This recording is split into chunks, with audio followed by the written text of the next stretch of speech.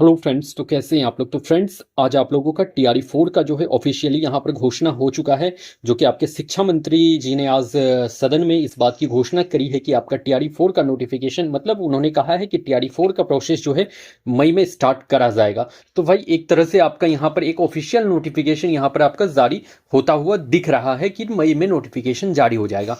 तो अब हम लोगों को अपने इस सेशन को और भी फास्ट कर देना है, और जो है अब हम लोगों को और भी ज़्यादा ध्यान देकर पढ़ने की ज़रूरत है। तो भाई अब देखो, यहाँ पर मैं आपको आपके बिहार के डिफरेंट एग्जाम में पूछे हुए गए क्वेश्चन को यहाँ पर कराने वाला हूँ डिटेल डिस्कशन के साथ। तो सेशन को ज़रूर ज्वाइन करना, और अब आप लोग अपने टाइम को बिल्कुल भी वेस्ट मत करिए और लग जाइए अपने प्रिपरेशन में बहुत ही दम के साथ। ठीक है, तो दमदार तरीके से अब अपने प्रिपरेशन के साथ लगना है, क्योंकि अब अगर आप लोग प्रिपरेशन नहीं करते हो तो TRE 4 में रिजल्ट नहीं होना है मेरे भाई और दोस्तों। अब जो है आप लोगों की तैयारी यहाँ पर होनी चाहिए एकदम दमदार तरीके से।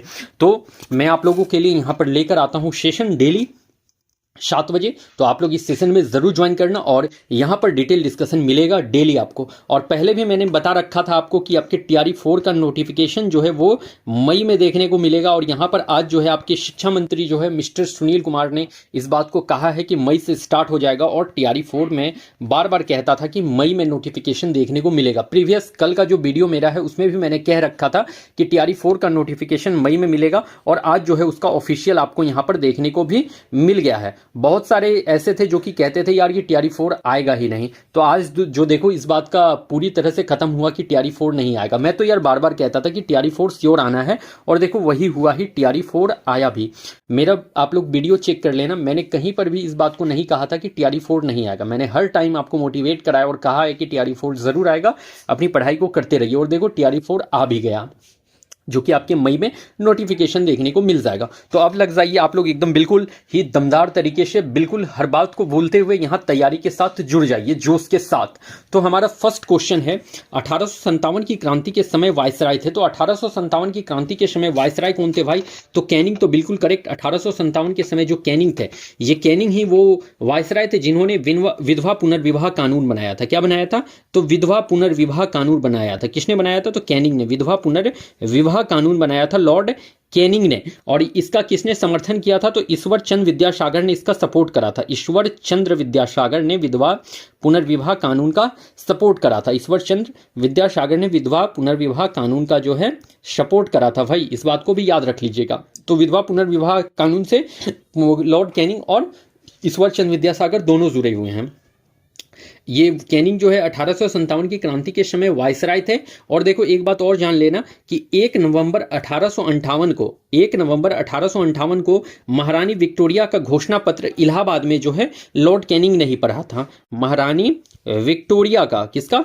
तो महारानी विक्टोरिया का घोषणा पत्र, क्या चीज? तो महारानी विक्टोरिया का घोषणा पत्र इलाहाबाद में जो है लॉर्ड कैनिंग ने ही पढ़ा था। याद इसको भी रख लीजिएगा, इलाहाबाद में पढ़ा था। ठीक है, तो महारानी विक्टोरिया का घोषणा पत्र किसने पढ़ा? तो लॉर्ड कैनिंग ने पढ़ा था। 1 नवंबर 1858 को इलाहाबाद में पढ़ा था, और ये क्वेश्चन पूछा जाता है आपसे। ठीक है, नेक्स्ट, हड़प नीति का शुरुआत किया। तो भाई देखो हड़प नीति किसने स्टार्ट करा है? तो हड़प नीति जो है डॉक्ट्रिन ऑफ लैप्स जिसे कहते हैं, वो डलहौजी ने स्टार्ट करा था। और हड़प नीति के तहत सबसे पहले किसको हड़पा गया? तो सतारा को हड़पा गया था, जो कि आपके महाराष्ट्र में है। ठीक है, सतारा ये कहां पर है? तो महाराष्ट्र में है सतारा। और सबसे पहले हड़प नीति के तहत सतारा को हड़पा गया था। ठीक है, इसे आप डॉक्ट्रिन ऑफ लैप्स भी कहते हो हड़प नीति को। देखो डलहौजी ने शिमला को ग्रीष्मकालीन राजधानी बनाया था। शिमला को क्या बनाया था? लॉर्ड डलहौजी ने शिमला को ग्रीष्मकालीन राजधानी बनाया था। ग्रीष्मकालीन राजधानी, शिमला को ग्रीष्मकालीन राजधानी बनाया था। शिमला को ग्रीष्मकालीन राजधानी किसने बनाया? तो डलहौजी ने बनाया था ग्रीष्मकालीन राजधानी, याद रख लीजिएगा।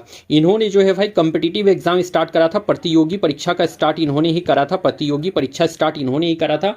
इन्होंने जो है बिजली विभाग PWD और डाक टिकट भी इन्होंने ही जारी करा था। बिजली विभाग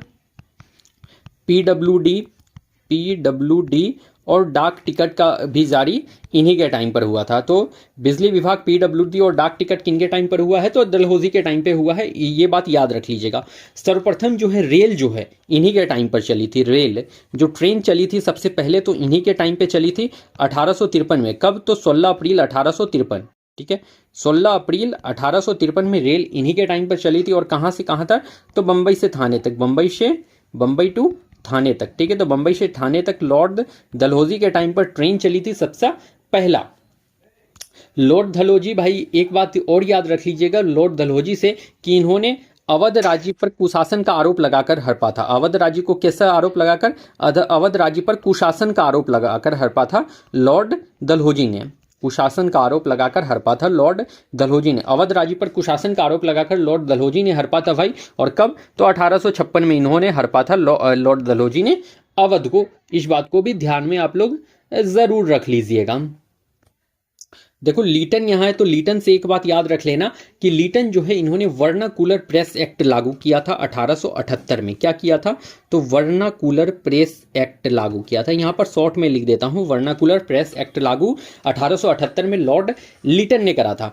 और एक भाई रिपन भी याद रख लेना, लॉर्ड रिपन ने जो है ये वर्नाकुलर प्रेस एक्ट को रद्द किया था। वर्नाकुलर प्रेस एक्ट को लॉर्ड रिपन ने रद्द करा था। वर्नाकुलर प्रेस एक्ट को लॉर्ड रिपन ने बंद करा था भाई। और कब, तो 1882 याद रख लेना, लॉर्ड रिपन ने वर्नाकुलर प्रेस एक्ट को बंद करा था 1882 में। ओके, अनुसूची 1 है तो भाई इंपॉर्टेंट है। तो अनुसूची 1 में क्या है, वेतन तो नहीं, तो वेतन किस में है तो बता दूं, तो वेतन भाई अनुसूची 2 में है वेतन। अनुसूची 2 में है वेतन। शपथ, तो शपथ भी नहीं है, शपथ है आपके अनुसूची 3 में, शपथ ग्रहण की बात कही गई है। अनुसूची 3 में शपथ ग्रहण है। भारत राज्यों का संघ, तो अनुसूची 1 जो है वो भारत राज्यों का संघ है, इसी बात को कहता है। अनुसूची 4 में भाई राज्यसभा सीट का बंटवारा जो है, अनुसूची 4 में आता है राज्यसभा सीटों का बंटवारा। अनुसूची 4 में क्या, तो राज्यसभा सीटों का बंटवारा आता है। अगर अनुसूची 5 की बात करी जाए भाई, तो अनुशासित जनजाति क्षेत्र का प्रशासन, अनुशासित जनजाति क्षेत्र का प्रशासन, जनजाति क्षेत्र का प्रशासन है। ठीक है, 1 मिनट आप लोग वेट करना, मैं तुरंत आ रहा हूं। ठीक है, 1 मिनट वेट करो।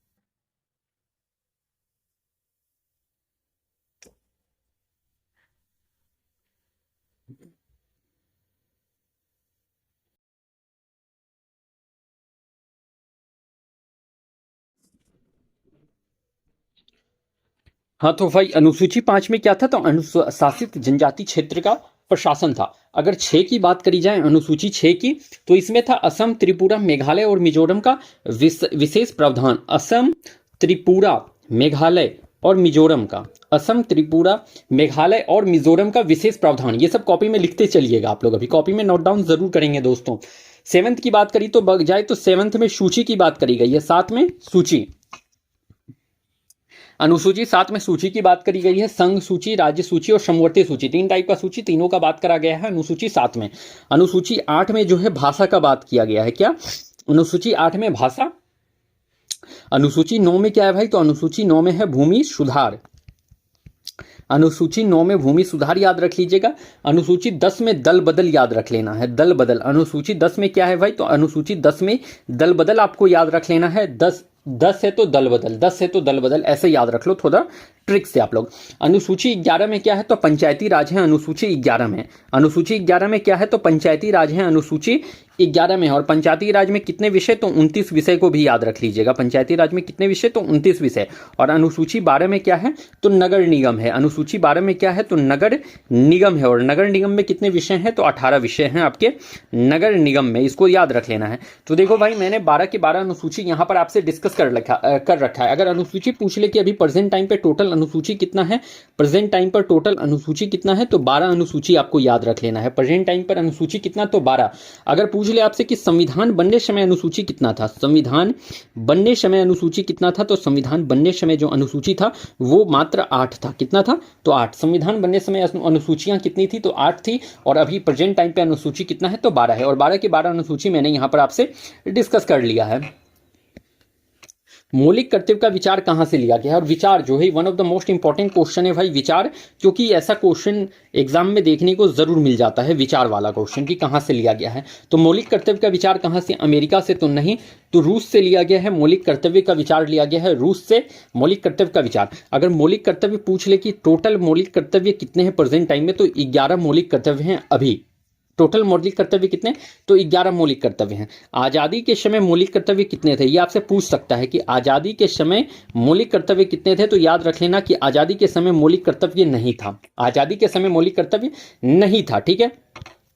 मौलिक कर्तव्य का भाग क्या है भाई, तो मौलिक कर्तव्य भाग 4A में आता है, भाग 4A में आता है। और आर्टिकल जो अनुच्छेद होता है वो अनुच्छेद 51A में आता है। कितने में, तो मौलिक कर्तव्य का भाग 4A है और आर्टिकल जो है अनुच्छेद 51A है, ठीक है। और ये जो मौलिक कर्तव्य है भाई, ये स्वर्ण सिंह समिति के सिफारिश पर जोड़ा गया था।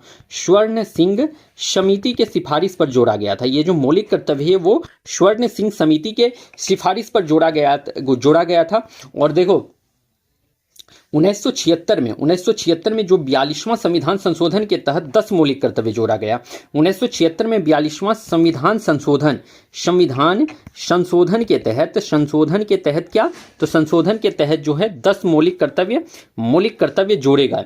कितने जोड़े गए, 10 मौलिक कर्तव्य जोड़े गए थे। 10 मौलिक कर्तव्य जोड़े गए थे, याद रख लीजिएगा, अपने कॉपी में लिख लीजिएगा। उसके बाद फिर भाई 2002 में 86वां संविधान संशोधन के तहत 86वां संविधान संशोधन के तहत जो है 11वां कर्तव्य जोड़ा गया था। 11वां मौलिक कर्तव्य जोड़ा गया था, याद रख लेना है। तो 1976 में 42वां संविधान संशोधन के तहत 10 मौलिक कर्तव्य जोड़े गए और 11वां संविधान संशोधन 2002 के तहत जो है आपका 2002 के तहत 86वां संविधान संशोधन के तहत जो है 11वां मौलिक कर्तव्य जोड़ा गया। अब टोटल मौलिक कर्तव्य कितने हो गए हैं, तो 11 हो गए हैं, ध्यान में रख लीजिएगा।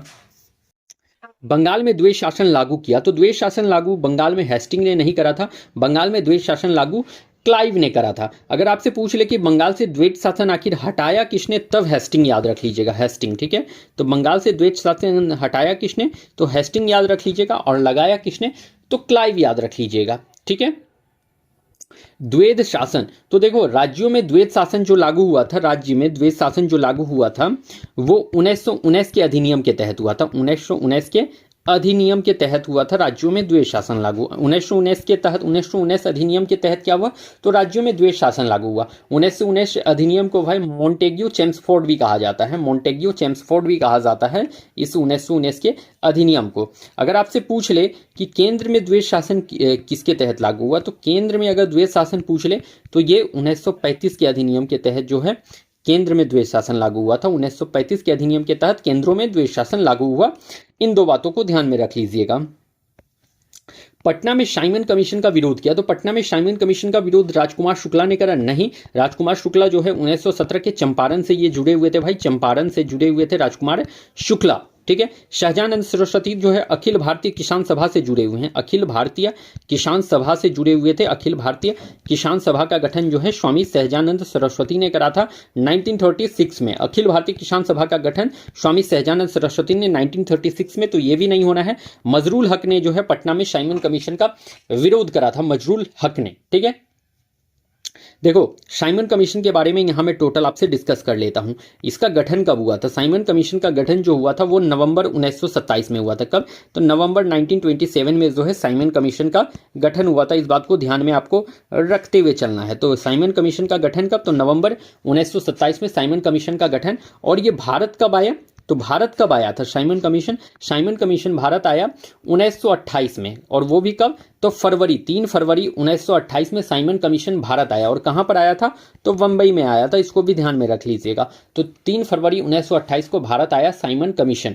इसमें टोटल सदस्य कितने थे, तो इसमें 7 मेंबर थे टोटल साइमन कमीशन में। साइमन कमीशन में 7 मेंबर थे।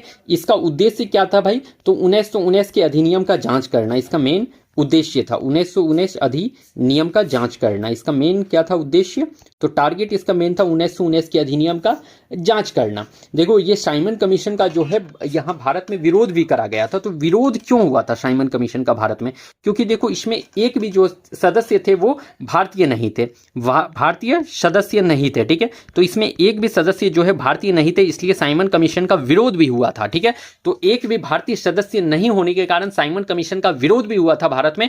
और ये एक भी भारतीय सदस्य इसमें क्यों नहीं था, तो भाई ये इरविन के कहने पर एक भी भारतीय सदस्य इसमें शामिल नहीं करा गया था, इरविन के कहने पर, ठीक है। तो इरविन की वजह से जो है एक भी भारतीय सदस्य जो है इस साइमन कमीशन में शामिल नहीं किया गया था, इरविन के कहने पर। इस बात को ध्यान में जरूर रख लीजिएगा कि साइमन कमीशन में एक भी भारतीय सदस्य क्यों नहीं शामिल किया गया, तो इरविन के कहने पर शामिल नहीं किया गया था, ठीक है। और इस साइमन कमीशन को भाई श्वेत कमीशन भी कहा जाता है, साइमन कमीशन को ही श्वेत कमीशन के नाम से भी जाना जाता है। श्वेत कमीशन के नाम से किसे जाना जाता है, तो साइमन कमीशन को। ये क्वेश्चन पूछा जा सकता है। तो देखो साइमन कमीशन के बारे में मैंने आपसे डिटेल डिस्कशन यहां पर कर लिया है। नेक्स्ट, भारत छोड़ो आंदोलन के समय इंग्लैंड के प्रधानमंत्री, तो इस समय जो है भारत छोड़ो आंदोलन के समय इंग्लैंड के प्रधानमंत्री कौन थे भाई, तो क्लीमेंट एटली नहीं थे, चर्चिल थे। अगर आपसे पूछ ले कि सेकेंड वर्ल्ड वार के समय कौन थे, तो सेकेंड वर्ल्ड वार के समय भी यही थे। सेकेंड वर्ल्ड वार, द्वितीय विश्व युद्ध जो हुआ था, सेकेंड वर्ल्ड वार के समय भी विंस्टन चर्चिल थे, और भारत छोड़ो आंदोलन के समय भी विंस्टन चर्चिल थे इंग्लैंड के प्रधानमंत्री। भारत की आज़ादी के समय ब्रिटेन के प्रधानमंत्री, तो भारत की आज़ादी के समय ब्रिटेन के प्रधानमंत्री अगर पूछ ले आपसे, तो चर्चिल नहीं भाई, क्लीमेंट एटली के साथ आपको जाना है, क्लीमेंट एटली के साथ आपको जाना है। और किस पार्टी से थे, तो ये लेबर पार्टी से बिलोंग करते थे, लेबर पार्टी से थे।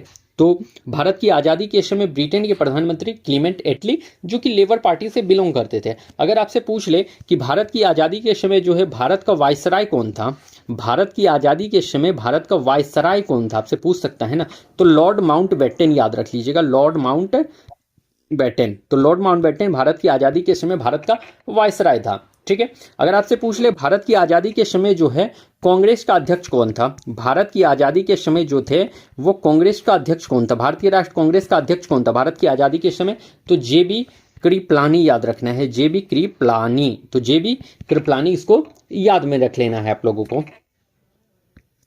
इनमें से गांधी जी की पत्रिका नहीं है, तो गांधी जी का पत्रिका इंडियन ओपिनियन तो है भाई, हरिजन भी है, न्यू इंडिया नहीं है। न्यू इंडिया आपका ये जो है महात्मा गांधी का पत्रिका नहीं है, यहाँ पर नहीं पूछ रखा था कि महात्मा गांधी का पत्रिका नहीं है। तो देखो इंडियन ओपिनियन है, हरिजन भी है, यंग इंडिया भी है, कौन सा नहीं है इसमें अकॉर्डिंग टू ऑप्शन, तो आपका न्यू इंडिया नहीं है। इनका एक पत्रिका नवजीवन को भी याद रख लीजिएगा, नवजीवन, नवजीवन, इंडियन ओपिनियन, हरिजन, यंग इंडिया, ये सभी इसके मैगजीन थे महात्मा गांधी के। और महात्मा गांधी के 4 मैगजीन, चारों का मैंने नाम यहाँ पर बता दिया।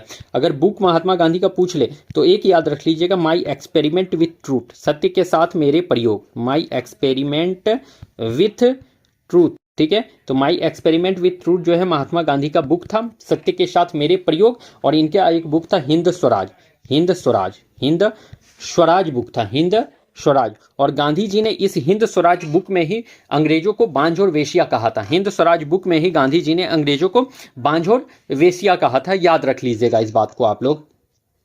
गांधी जी का जन्म कब हुआ था, तो 2 अक्टूबर 1869 को इनका जन्म हुआ था भाई, और 1940 में इनका जो है डेथ हो गया था, याद इसको भी जरूर रख लेना है आप लोगों को। आधुनिक भूगोल का पिता कहते हैं, तो आधुनिक भूगोल का पिता अगर पूछ ले तो हम्बोल्ट, तो बिल्कुल यही करेक्ट होने वाला है, हम्बोल्ट। इरेतस्थनीज जो होते हैं वो भूगोल के पिता होते हैं, father of geography, father of geography, father of geography, भूगोल के पिता जो होते हैं भाई ज्योग्राफी, ठीक है। तो फादर ऑफ ज्योग्राफी जो है इरेतस्थनीज हो जाएंगे, या फिर हिकेटियस भी हो जाएंगे, हिकेटियस भी रहेगा तो हिकेटियस भी करेक्ट मान सकते हो आप लोग। इंद्रावती नदी सहायक नदी है, इंद्रावती नदी सहायक नदी है कावेरी की तो नहीं भाई, गंगा की तो नहीं, गोदावरी की। इंद्रावती जो सहायक नदी है वो गोदावरी की है, इस बात को ध्यान रख लेना है। और इंद्रावती नदी पर ही चित्रकूट जलप्रपात बना हुआ है, चित्रकूट जलप्रपात, चित्रकूट जलप्रपात किस नदी पर, तो चित्रकूट जलप्रपात जो है इंद्रावती पर नदी पर बना हुआ है, जो कि आपके छत्तीसगढ़ में पड़ता है, छत्तीसगढ़ में पड़ता है चित्रकूट जलप्रपात, जो कि आपकी इंद्रावती नदी पर बनाया गया है, छत्तीसगढ़ में है। सबसे पहले मानसून प्रवेश करता है, तो सबसे पहले मानसून कर्नाटका में प्रवेश करेगा, नहीं लखनऊ में, नहीं भाई, सबसे पहले केरल में प्रवेश करता है, और सबसे अंत में यहीं से जाता भी है, सबसे अंत में मानसून जो है जाता भी है, ठीक है। तो सबसे पहले प्रवेश भी करता है और जाता भी है, सबसे अंत में वो केरल में होता है, ठीक है। तो केरल में सबसे पहले मानसून प्रवेश करेगा और सबसे अंत में जो है जाएगा भी तो केरल से जाएगा। तो देखते नहीं, वो पहले बताता है कि केरल में सबसे पहले वर्षा जो है इतने तारीख को घुस रही है वर्षा, ये तो देखते ही होंगे आप लोग भी कि बताया जाता है कि केरल में सबसे पहले जो है वर्षा इतने तारीख को इतने डेट को यहाँ पर घुस रही है, ऐसा बताया जाता है, ठीक है। तो सबसे पहले वर्षा कहाँ पर मानसून जो है वो केरल में, सबसे अंत में जाता भी है यहीं से केरल से ही, ठीक है। भारत के कितने राज्य समुद्र छूते हैं? तो समुद्र छूने वाले भारत के राज्य 5 है, 8 है, 6 है, नहीं 9 हो जाते हैं। भारत के 9 राज्य समुद्र को छूते हैं, भारत के 9 राज्य समुद्र को छूते हैं, ठीक है। अगर आपसे पूछ ले कि राज्यों में सबसे लंबा कौन छूता है राज्य, सबसे लंबा, अगर राज्यों में पूछ ले कि सबसे 9 राज्य छूते हैं, 9 स्टेट जो है आपके समुद्र को छूते हैं, तो इन 9 स्टेट में से भाई सबसे लंबा जो है समुद्र को छूता है वो कौन सा राज्य छूता है? तो ये भी तो पूछा जा सकता है ना। तो वो गुजरात छूता है, गुजरात। तो समुद्री सीमा को सबसे लंबा कौन सा राज्य छूता है? गुजरात छूता है। अगर आपसे पूछ ले कि पूरे देश में, मतलब यूनियन टेरिटरी सभी को मिलाकर के पूरे देश में अगर पूछ ले, पूरे देश में पूछ ले कि सबसे लंबा कौन छूता है, पूरे देश में सबसे लंबा कौन छूता है, पूरे देश में मतलब यूनियन टेरिटरी और स्टेट सभी को मिलाकर अगर पूछ ले तो अंडमान निकोबार के साथ जाना है, अंडमान निकोबार के साथ जाना पड़ेगा, ठीक है। तो अंडमान निकोबार के साथ तब आपको चले जाना है, अंडमान निकोबार के साथ। पाक स्ट्रीट अलग करता है, पाक स्ट्रीट या फिर इसे ही कह सकते हो मन्नार की खाड़ी, मन्नार की खाड़ी इसी को ही कहा जाता है, या पाक स्ट्रीट। तो ये भारत को पाकिस्तान से नहीं, भारत और श्रीलंका को अलग करता है पाक स्ट्रीट, जिसे मन्नार की खाड़ी भी कहते हो, ठीक है। अगर भाई यहाँ पर दक्षिण अंडमान और लिटिल अंडमान अगर पूछ ले तो इससे याद रख लेना कि डंकन पासेज, डंकन पासेज या फिर डंकन पास जो है वो अलग करता है दक्षिण अंडमान को लिटिल अंडमान से, ठीक है। अगर भारत और पाकिस्तान पूछ ले तो रेड क्लिफ लाइन याद रख लेना, रेड क्लिफ रेखा, रेड क्लिफ रेखा जो है भारत को पाकिस्तान से अलग करता है, रेड क्लिफ रेखा। सहारा मरुस्थल है, तो भाई सहारा क्या एक मरुस्थल है, कहाँ पर स्थित है ये पूछा है। ऑस्ट्रेलिया में तो नहीं भाई, तो ऑस्ट्रेलिया में तो याद रख लेना आप लोग एक ग्रेट सैंडी, ग्रेट सैंडी मरुस्थल जो है ये ऑस्ट्रेलिया में है, ग्रेट सैंडी। उसके बाद याद रख लेना great Victoria, great Victoria, great Victoria भी आपके ऑस्ट्रेलिया में है। उसके बाद याद रख लेना गिब्बन, क्या याद रख लेना? Gibbon, great Sandy, great Victoria, Gibbon. उसके बाद एक याद रख लीजिए सिम्मन, सिम्मन। ये सभी जो है ऑस्ट्रेलिया में आपके मरुस्थल हैं। ऑस्ट्रेलिया को क्या कहा जाता है? तो प्यासी भूमि का देश भी कहते हैं ऑस्ट्रेलिया को, प्यासी भूमि का देश, प्यासी भूमि का देश भी कहा जाता है ऑस्ट्रेलिया को। यहां पूछ रखा है सहारा मरुस्थल, तो सहारा आपके उत्तरी अफ्रीका में है, बिल्कुल भाई उत्तरी अफ्रीका में सहारा आपका सिचुएटेड है। अगर दक्षिण अफ्रीका की बात करी जाए तो यहाँ पर कालाहारी मरुस्थल दक्षिण अफ्रीका में है, कालाहारी मरुस्थल दक्षिण अफ्रीका में। तुर्कमेनिस्तान में है भाई काराकुम, काराकुम मरुस्थल जो है वो तुर्कमेनिस्तान में है, काराकुम मरुस्थल। एक याद रख लेना आप लोग गोबी, गोबी मरुस्थल कहाँ है? तो ये मंगोलिया और चीन में है। कहाँ है? मंगोलिया, साथ में याद रख लेना मंगोलिया प्लस चीन। तो गोबी मरुस्थल जो है मंगोलिया और चीन में सिचुएटेड है। भारत के अंटार्कटिका पर कितने शोध केंद्र है? तो अंटार्कटिका अगर पूछ ले भाई, या दक्षिणी ध्रुव दे दे, अंटार्कटिका या दक्षिणी ध्रुव कुछ भी दे सकता है। तो अंटार्कटिका या दक्षिणी ध्रुव पूछ ले, अंटार्कटिका या दक्षिणी ध्रुव में कितने शोध केंद्र हैं? तो तीन शोध केंद्र हैं अंटार्कटिका या दक्षिणी ध्रुव में। कौन कौन से शोध केंद्र हैं? तो देख लो, याद रख लेना, एक याद रख लेना दक्षिण गंगोत्री, दक्षिण गंगोत्री, दक्षिण गंगोत्री। ये कैसा है? तो पहला ये है, ठीक है। तो भारत के अंटार्कटिका या दक्षिणी ध्रुव पर कितने शोध केंद्र है? 3 है शोध केंद्र। दक्षिण गंगोत्री पहला है, ठीक है। उसके बाद याद रख लीजिएगा एक मैत्री, और थर्ड याद रख लीजिएगा भारती।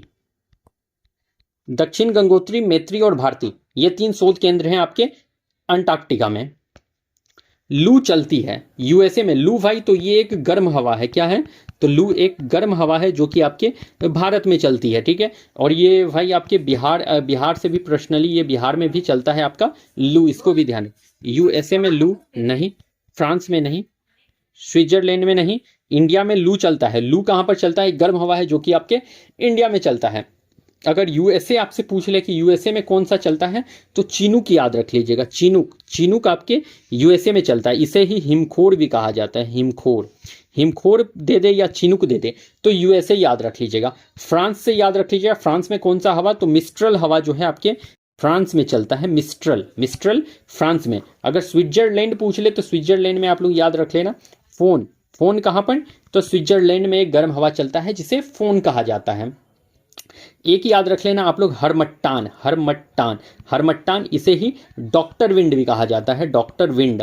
तो हरमट्टान या डॉक्टर विंड कहाँ पर चलता है भाई, तो हरमट्टान या डॉक्टर विंड जो है ये आपके अफ्रीका, या फिर इसे आप पश्चिमी सहारा भी कह सकते हो, अफ्रीका और पश्चिमी सहारा दोनों याद रख लेना, पश्चिमी सहारा। तो पश्चिमी सहारा और अफ्रीका में जो है आपका हरमट्टान, जिसे डॉक्टर विंड कहा जाता है, तो अफ्रीका और पश्चिमी सहारा आपको याद रख लेना है यहां से, ठीक है। विश्व में अवरक्त सबसे ज्यादा, तो अवरक्त सबसे ज्यादा कहां होता है विश्व में, बता दो आप लोग। यूएसए में, तो भाई यूएसए में अवरक्त सबसे ज्यादा होता है, तो नहीं होता है। भारत में सबसे ज्यादा अवरक्त होता है विश्व में, विश्व में सबसे ज्यादा अवरक्त कहां पर, तो आपके भारत में होता है। इसको याद रख लीजिएगा। इसका यूज किस में करा जाता है भाई, तो इलेक्ट्रिसिटी में इसका यूज करा जाता है, इलेक्ट्रिसिटी में इसका मेन पर्पस, इलेक्ट्रिसिटी में ही इसका मेन पर्पस है भाई, ठीक है। Next, reserve bank of India के पहले भारतीय गवर्नर कौन थे, तो reserve bank of India RBI, RBI का पहला भारतीय गवर्नर पूछ रखा है, तो स्मिथ नहीं थे, हरिप्रसाद चौरसिया नहीं थे भाई। हरिप्रसाद चौरसिया तो आपके बांसुरी के ये प्लेयर थे ना, मतलब बांसुरी ये बजाते थे, बांसुरी बजाते थे आपके हरिप्रसाद चौरसिया। स्मिथ जो थे ये आपके क्या थे, तो पहले गवर्नर थे, गवर्नर थे कौन, स्मिथ। सीडी देशमुख क्या थे, तो ये पहले रिजर्व बैंक के पहले भारतीय गवर्नर थे, सीडी देशमुख। आरबीआई के बारे में मैं यहां से डिस्कस कर लेता हूं। इसका आरबीआई का जो है राष्ट्रीयकरण कब हुआ, राष्ट्रीयकरण, राष्ट्रीयकरण तो 1949 में जो है आपका आरबीआई का राष्ट्रीयकरण हुआ था, 1949 में हुआ था। इसका आरबीआई का स्थापना कब हुआ था, स्थापना तो अब स्थापना पूछ सकता है, तो अप्रैल 1935 में इसका स्थापना हुआ था आपके आरबीआई का, अप्रैल 1935 में। आरबीआई को भाई बैंकों का बैंक कहा जाता है, बैंकों का बैंक, आपसे पूछ लेगा बैंकों का बैंक किसे कहते हैं, तो आरबीआई को कहते हैं। और इसका हेडक्वार्टर कहाँ है, मुख्यालय कहाँ है, तो मुंबई याद रख लेना है आपका। आरबीआई का मुख्यालय आपका कहाँ है, तो मुंबई में है आरबीआई का मुख्यालय। ओके फ्रेंड्स, नेक्स्ट, नाबार्ड की स्थापना कब की गई, तो नाबार्ड जुलाई 1982। तो भाई नाबार्ड की स्थापना जुलाई, तो बिल्कुल यही जुलाई ही तो आपका करेक्ट आंसर होने वाला है। जुलाई 1982 में नाबार्ड की स्थापना करी गई थी, नाबार्ड की स्थापना करी गई थी। और ये भाई जो नाबार्ड जो है ये ग्रामीण क्षेत्र के लोगों को पैसे की सहायता देते हैं, ठीक है। तो ग्रामीण क्षेत्र के लोगों को क्या करते हैं, तो ये पैसा का सहायता देते हैं, इसीलिए इसका स्थापना करा गया था। अगर इसका हेडक्वार्टर आपसे पूछ ले तो मुंबई इसका भी हेडक्वार्टर हो जाता है, आरबीआई का भी हेडक्वार्टर मुंबई, नाबार्ड का भी हेडक्वार्टर मुंबई ही होने वाला है। और इसका स्थापना जो है जुलाई 1982 में करा गया था। और इसका जो है ना शिवरामन सिंह समिति के सिफारिश पर इसका जो है क्या कहेंगे गठन किया गया था। शिवरामन समिति के सिफारिश पर इसका जो है गठन करा गया था नाबार्ड का। नाबार्ड का स्थापना किसके, तो शिवरामन समिति के सिफारिश पर करा गया था।